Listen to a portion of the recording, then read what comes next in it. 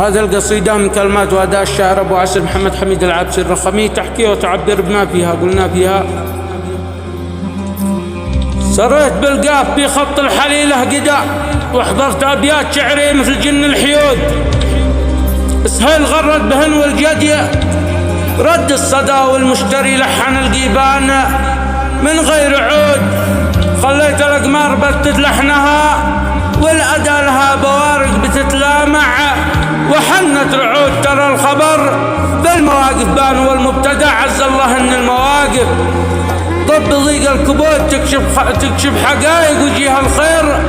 واهل الردى والنذل والجد والطيب وجه الحقود، الكفو صاحبه ناداها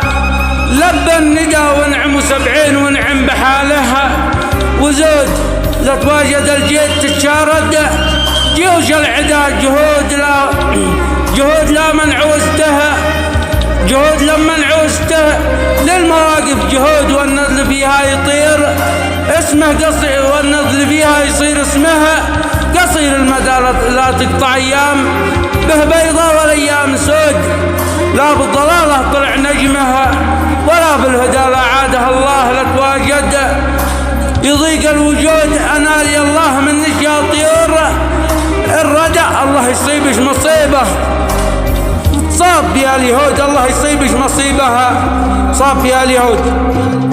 تحياتي وتقديري للجميع، اخوكم الشاعر ابو عسر محمد حميد العابسي الرخمي.